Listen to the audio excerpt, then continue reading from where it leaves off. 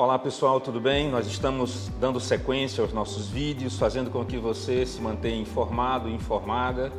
E, sobretudo, hoje nós vamos ter um encontro voltado para a resolução de questões. O professor Márcio e eu estaremos aqui resolvendo questões a partir da página 25 do seu módulo, você que faz extensivo aqui no CAU com a gente, tá bom?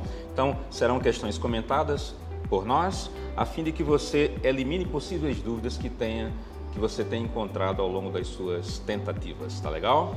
E aí, Márcio, tudo tranquilo? Tudo tranquilo, Silvio. Satisfação enorme estar aqui com você. Prazer é nosso. Nesse projeto online, para que o nosso aluno em sua casa tenha total respaldo, total apoio do CAU e assim possa se preparar para a sua prova do Enem no final do ano.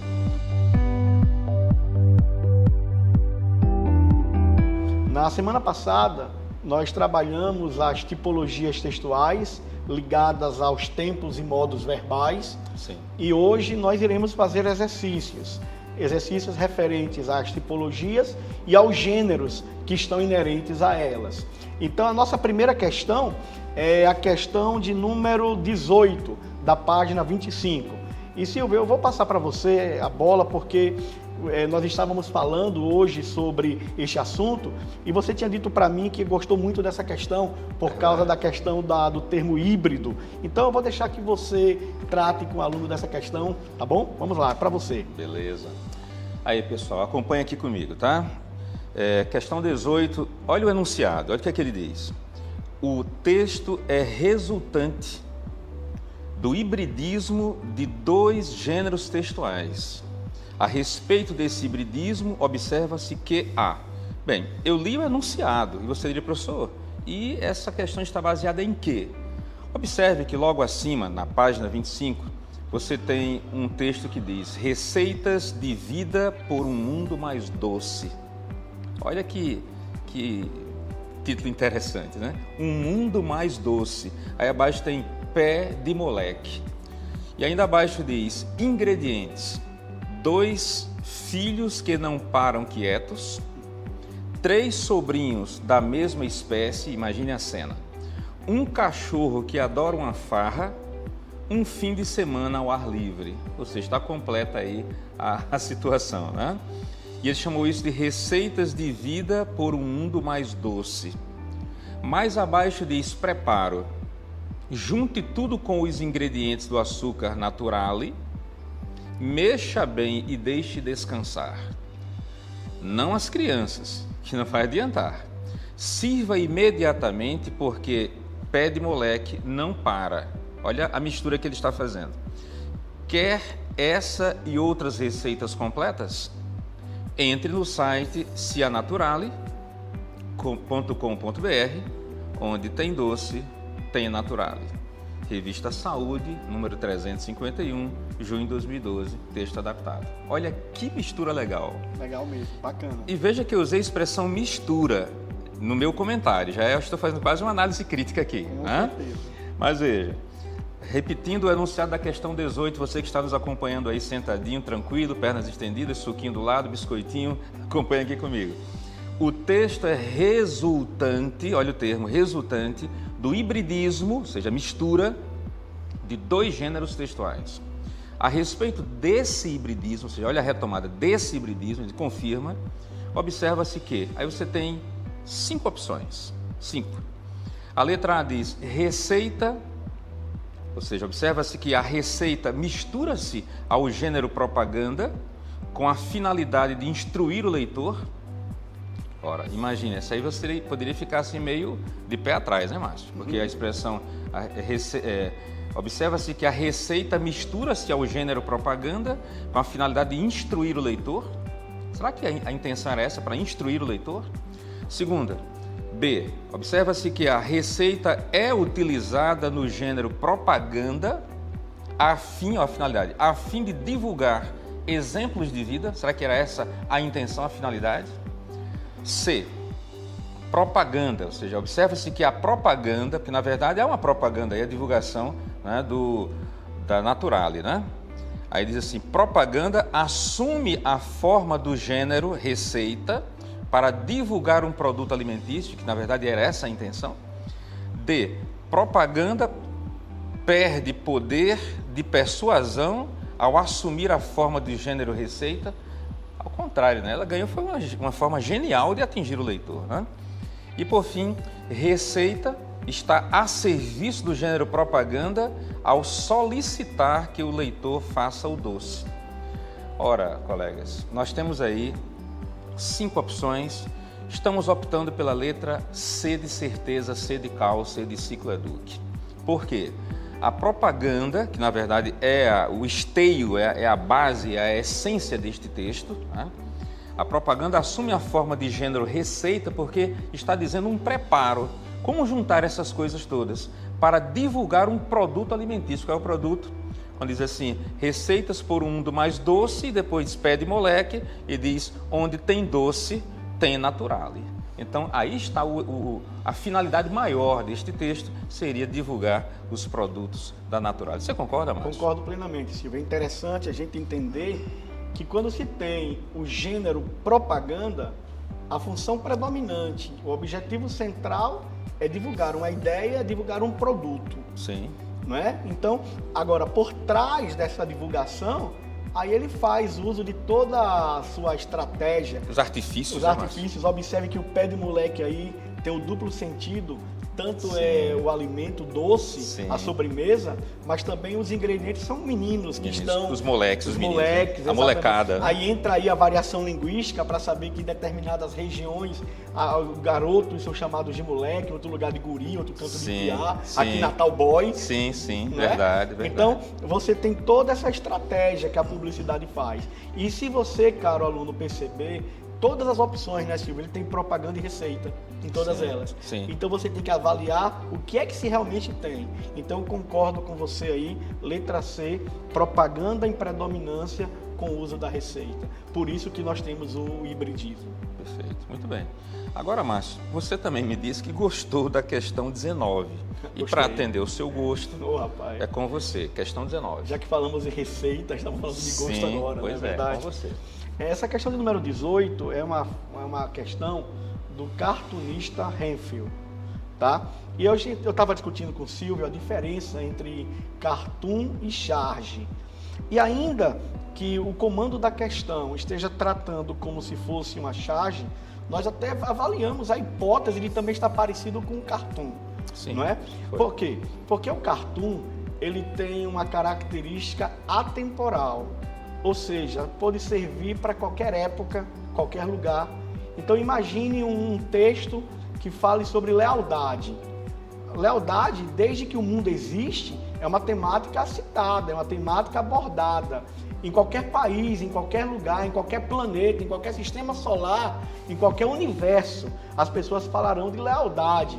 Então um cartoon, ele trabalha com essa ideia atemporal. Já a charge, Silvio? A charge, ela se preocupa com elementos que você pode identificar como referências, não só caricaturadas, no caso um presidente, um deputado, uma pessoa, uma figura pública conhecida. Então você passa a identificar mais especificamente algo temporal, tanto que a charge, ela pode perder prazo de validade. Verdade? A charge, você pode fazer uma graça sobre alguém hoje e daqui a 20, 30 anos essa graça deixar de existir. Não tem mais o menor sentido. Então faz sentido, sim. Exatamente. Um exemplo ainda mais prático. Silvio, por exemplo, um texto que fale de saúde pública seria cartoon ou charge? A saúde pública é geral, né? Então saúde pública independe de Atemporal. hoje e de ontem. Então é atemporal.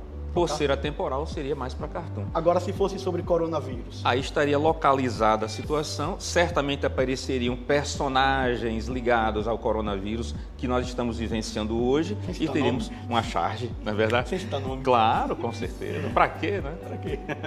Então, beleza, Silvio. Eu acho que falamos bem. Acho que ficou claríssima essa diferença, né? Ficou claríssimo. Ótimo, que bom. Muito bem.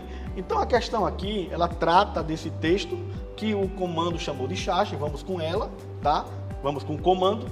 Aí você tem no primeiro momento, água. Estão botando água na caatinga. Já sentaram o cano e estão armando a caixa d'água. Abra aí o chuveirinho, Chico. Tem segredo, deixa eu tentar. Aí vai tentando o númerozinho. A gente percebe que a imagem, ela retrata o sertão. Nós temos aqui, por exemplo, o sol escaldante no último quadro. Nós temos a vegetação típica do sertão, a caatinga, acho que aqui é um xique-xique, um mandacaru. Sim. Do lado. E observe que é importante você perceber esses detalhes.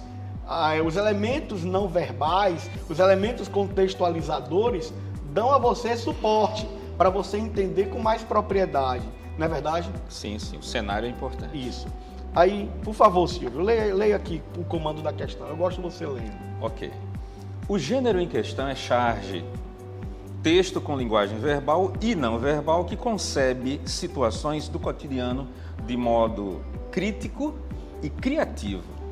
Na charge do cartunista em fio, ilustram-se alguns aspectos da realidade social, política e econômica do Brasil na década de 1970. Olha a localização temporal. Considerando esse contexto histórico, pode-se afirmar que predominantemente a crítica a quê, Márcio? Olha, essa questão, por exemplo, por mais que ela envolva os gêneros textuais, ela está tratando não necessariamente da identificação do gênero, porque ela já disse que faz parte de um gênero, Sim. mas da intenção que esse gênero tem, Verdade. do propósito comunicativo desse gênero. Silvio, você gostaria de morar num lugar onde não houvesse água, mas houvesse internet? Sinceramente, considerando-se que água é um gênero de primeiríssima necessidade, internet ficaria bem, mas bem aquém dessa minha prioridade. Ou seja, a prioridade no sertão. Água. Água ou um telefone público na década de 70? Milhões de vezes água. Agora, havendo água, o telefone público é importante? Ajuda. Ajuda, não ajuda? Até para pedir mais água. Exatamente. Se for preciso, certo? Então, é exatamente isso, tá? De que trata a nossa charge. O governo, naquela época, não estava errado em oferecer tecnologia e telefone público, comunicação às pessoas do sertão. Sim. Agora, preterir as pessoas, tá? Deixar de lado a necessidade mais básica do indivíduo por causa de tecnologia, por causa de comunicação, isso não era uma tarefa, uma atitude, uma decisão acertada. Sim. Então, a charge aqui em questão, ela faz uma crítica à inversão de prioridade, opção, letra A. Perfeito? Oh, perfeitíssimo. Essa inversão de valores, né, de prioridades no caso, ela está bem retratada aí. Perfeito. Acredito que você que está nos acompanhando aí sentadinho, sentadinha, né, você está percebendo que é importante verificar no próprio teor textual a indução, ou seja, a forma como você pode ser levado e levada a responder às questões. Ter esse conhecimento de mundo, essa percepção é fundamental, beleza? Muito bem. Silvia, a questão de número 20, ela trata de quadrinhos, de uma tirinha. Sim, de, gostei. Do cartunista, do escritor, do desenhista. Sim. Quino, argentino. Isso. É para rimar com Quino. Perfeito. E ele é o criador da famosa personagem Mafalda. Sim. E a tirinha aqui, os quadrinhos em pauta, fazem referência justamente a Mafalda, que é talvez a sua maior obra-prima. Sim. Vamos lá, Silvio, fazer essa questão de número 20 com os alunos? Ok, agora mesmo. Acompanhe comigo. Nós temos aqui 3 quadrinhos, o que já justifica a existência de uma tira, a tirinha, como nós também chamamos, tá? Observe que no primeiro recorte aparecem aí os 2 meninos, né? O Felipe, né, à esquerda, e a Mafalda, deparando-se aí com a farmácia, uma farmácia. E vocês sabem que farmácia é um lugar de diversos produtos ligados à saúde, ou pelo menos à melhoria ou manutenção da saúde, e surge aí uma fala. E a fala de Mafalda é: bom dia, moço. Pode me dizer se saiu alguma vacina contra o mau caráter? Olha que pergunta profunda. Vacina contra o mau caráter. Olha a resposta que certamente ficou implícita aí e como é que você deve perceber. Provavelmente a resposta foi não, né? Não aparece aqui, mas provavelmente foi um não. Aí você diz, como é que eu vou saber que foi um não, professor? Olha a sequência do quadrinho. Por isso que é importante seguir a sequência, tá? A tirinha diz assim: no quadrinho final. A ciência ainda tem muitas lacunas para preencher, Felipe. Muitas lacunas. Ora, o que é que fez aí a Mafalda? Ela incluiu entre as lacunas a ausência de uma vacina contra o mau caráter. Ficou implícita essa informação, ficou implícita essa resposta, essa situação colocada aí no quadrinho. Mas aí vamos ver o que é que nos interessa. Primeiro vamos observar que o quadrinho apresenta 3 imagens em que o semblante, a fisionomia, o jeito de se apresentar nos quadrinhos, o jeito mudou em cada um dos quadrinhos, o jeito de Mafalda sobretudo. No primeiro quadrinho, Mafalda está tranquila, no segundo ela está curiosa, mas no terceiro ela sai assim meio incógnita, ela sai como que dissesse, e aí? Mas veja, ela só disse, não houve assim uma mudança radical no semblante dela, tá certo? Mas vamos ver a pergunta, a questão propriamente dita. Os quadrinhos revelam situações universais presentes no cotidiano dos indivíduos. Nesse, especificamente, ocorre diálogo entre Mafalda e o moço da farmácia, apresentando no desfecho uma declaração diante de uma possível negativa. Foi aquilo que eu falei, né? Nós não temos aí a palavra não, mas subentendemos que houve um não aí. A fala da menina revela um tom de...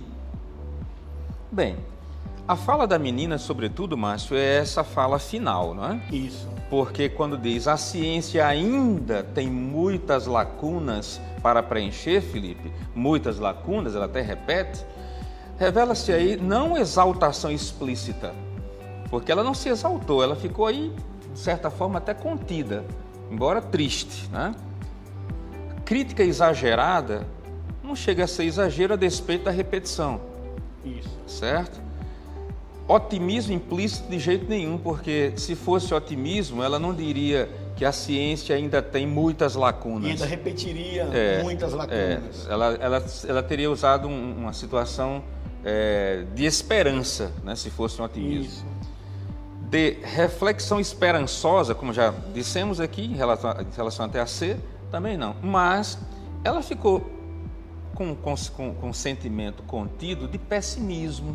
É como se dissesse, puxa vida, seria tão bom que já existisse uma vacina contra o mau caráter, né? Contra o mau caratismo, né? Silvio, e esse pessimismo dela é sutil. A gente percebe que ela revela esse pessimismo dizendo que a ciência ainda tem muitas lacunas.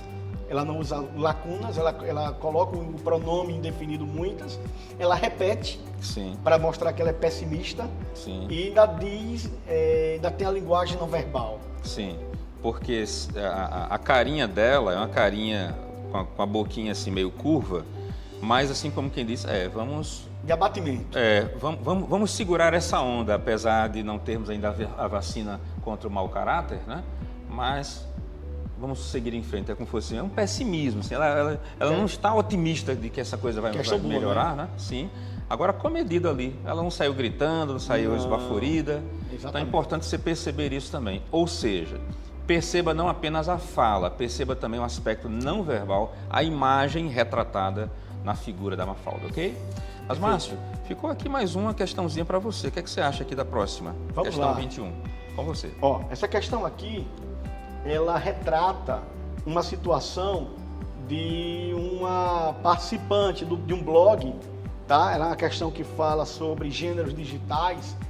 E a leitora, tá? A Marcele Batini Correia, ela entra em contato com o Márcio Atala. Sim. Márcio Atala é um preparador físico muito famoso. E de famosos, né? E de famosos também. Inclusive o professor Silvio, ele muitas vezes é treinado pelo Márcio Atala, Você percebe, né? Pelo perfil. que vem lá da região sudeste só para atendê-lo aqui no CAL. Tá? Tem uma sala especial aqui para atividades físicas e o professor Silvio é atendido pelo Márcio Atala. Ok. Valeu, Márcio. Obrigado. Somente estrelas globais, tá? Certo. São atendidas por esse rapaz. Então, o que é que acontece? A menina, ela diz que viu na internet viu na internet, num documentário, que frequentar a academia menos de 3 vezes na semana pode ser um risco para o coração, semelhante aos dos atletas de fim de semana, que exercitam apenas aos sábados e domingos. Aí ela complementa: faço academia 2 vezes na semana, 1 hora por dia, com exercícios aeróbicos e musculação. E quer saber, corra esse risco? Bem, então ela faz atividade física 2 vezes na semana, 1 hora por dia. E quer saber se ela corre risco como os atletas de fim de semana. Aí Márcio Atala, ele responde, vamos lá: nosso corpo reconhece o movimento físico, não importa se ele for feito dentro da academia, em uma faxina em casa, em uma caminhada no parque ou ao subir as escadas do prédio onde você trabalha. Por isso, é mentira o que você viu na internet. O que precisamos é de movimento físico feito todos os dias. Até mesmo o fato de trocar algumas horas que você trabalha sentada por de pé já ajuda a tirar o corpo da inatividade, da inércia. Até mesmo gravar as aulas aqui no cálcio, em pé, sim, já tira o corpo da inércia, ótimo, da atividade. E não ficar o tempo todo sentado, deitado, né? Exatamente. Alternar os movimentos. Isso. Os atletas de fim de semana correm risco quando se aventuram em alguma atividade muito intensa aos sábados e domingos. Se for um passeio no parque, ainda é melhor do que passar os 7 dias da semana sem fazer absolutamente nada e não apresenta risco para a saúde. Se for uma corrida intensa ou uma partida de futebol com vários piques enlouquecidos atrás da bola, aí sim há perigo. Essa parte final foi forte. Aí sim há perigo. Então ele deu um detalhezinho aí que vai... Legal. Que é justamente o que a questão está cobrando, Silvio. Vejamos. Veja, uma das características dos gêneros digitais como blog é a interatividade instantânea. Na situação acima, o especialista tenta responder a uma dúvida de um leitor, no caso uma leitora. Em sua explanação, ele usa a expressão aí sim há perigo, a fim de... Silvio, o que é que chama a atenção no comando dessa questão? O que é que o aluno ele deve perceber? Porque há aqui um distrator, não é? Sim, a gente observa, não só você, Márcio, quanto você que está acompanhando, que nesse comando da questão ficou até com letras garrafais, como a gente chamava antigamente, né? Letras Isso. fortes, em bastão, né? Letras graúdas, a expressão aí sim há perigo. É como que ele estivesse fazendo um recorte de tudo aquilo que ele disse, né? Ou seja, a questão que é exatamente sobre esse detalhe, não sobre o todo, mas sobre essa parte. Eu tenho uma pergunta para fazer a você, então. Certo. No todo, o Márcio Atala, ele é a favor ou contra a internet? No todo. Eu não diria que ele é contra a internet, ele é contra o que algumas coisas... o depoimento. Eu me expressei mal. Certo. Ele é contra a declaração da internet sobre a internet. Ele é contra. Ele é contra. Ele é contra. Ele diz aí para a leitora, né, para a pessoa, que certas coisas que são ditas e vistas na internet não são todas passíveis de crédito, mas ele dá um adendo no finalzinho. Isso. Se o aluno percebeu na leitura do texto, eu frisei uma determinada expressão, quando ele falou por isso, sim, é mentira. Exato. Você notou que eu frisei na leitura? Sim. Então, de uma maneira geral, ele é contra a posição da internet. Sim, ele chama certas matérias de mentirosas. Isso, né? Perfeito. Agora, no finalzinho, ele concorda, ele faz uma ressalva. Sim. E ele diz o quê? Aí sim, há perigo. Ou seja, ele pega uma partezinha que era a que ele queria se deter, né? Aí ele dá ênfase. Então, com essa expressão, ele acaba concordando com determinada posição presente na internet. Sim. Por isso que a resposta é a letra B. B de bola. Ótimo, perfeito. Mas ficou legal aí esse comentário da gente aqui. Eu acredito que você, aluno e aluna que está aí tranquilo, né? Aí já terminou aquele suquinho, aquele biscoitinho com patê, já, né? Pois é, você deve estar entendendo agora como é que a gente deve analisar as questões, né? Procurando ver, não só no texto, quanto nos detalhes, o enunciado da questão, como responder a cada uma. Concorda comigo, Márcio? Perfeito, Silvio. Nada mais a declarar. Maravilha. Vamos em frente, então. Qualquer coisa, a gente entra mais em contato com você. Tá legal? Um abraço. Grande abraço. Até a próxima. Tchau.